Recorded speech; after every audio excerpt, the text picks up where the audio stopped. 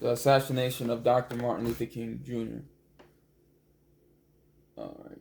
On April 4th, 1968, Dr. Martin Luther King Jr. was fatally shot at the Lorraine Motel in Memphis, Tennessee, where he'd come to support black sanitation workers striking for job safety and better wages. Dr. King led an earlier march that ended in looting and violence, but after talking with local activists, he returned for another march scheduled for April 5th. On April 3rd, in his last speech, Dr. King said he'd been to the mountaintop and I've seen the promised land. I've not I may not get there with you, but I want you to know tonight that we as a people will get to the promised land. News of the assassination prompted major disturbances in over 100 American cities, resulting in some 40 deaths, 20,000 arrests, 2,600 people injured, and $65 million in property damage. In Washington, D.C., President Lyndon Johnson called in 13,000 federal troops who barricaded streets, fired tear gas into crowds, and mounted machine guns on the steps of the Capitol. 13 people were killed, many trapped in burning buildings. By April 8th, some 700 businesses had been destroyed, and 5,000 jobs were permanently lost, devastating the district's black neighborhoods. In Chicago, 3,000 National Guard troops arrived to back up police. Fires, shootings, and looting continued through Sunday night.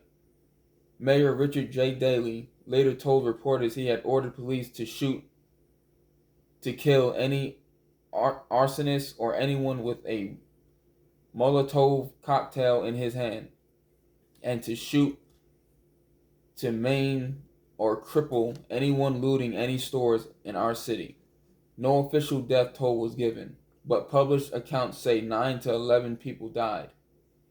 350 were arrested for looting, and 162 buildings were destroyed by arson. Bulldozers left behind vacant lots that remained empty three decades later.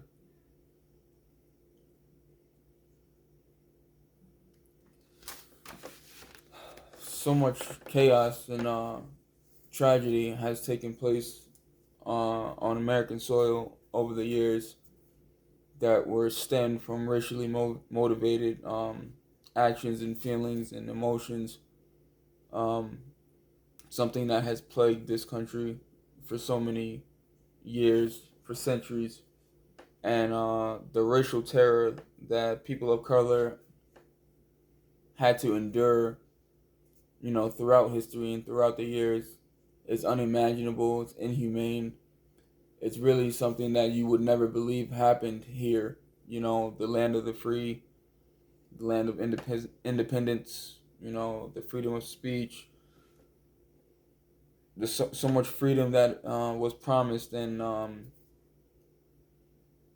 spoke about and talked about and written about was never felt or never experienced by people of color here.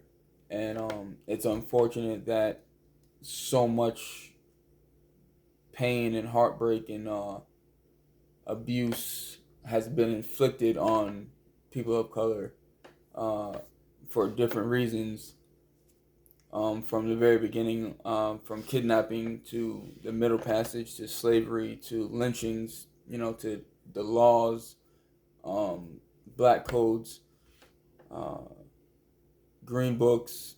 There's so many things that kept black people on the bottom and always down and out without any type of support, help, knowledge, information, or anything. And on top of all that, despite all that, still enduring so much hurdles and bumps in the road, still having to endure so much wrath and violence and traumatic events, throughout the years, even when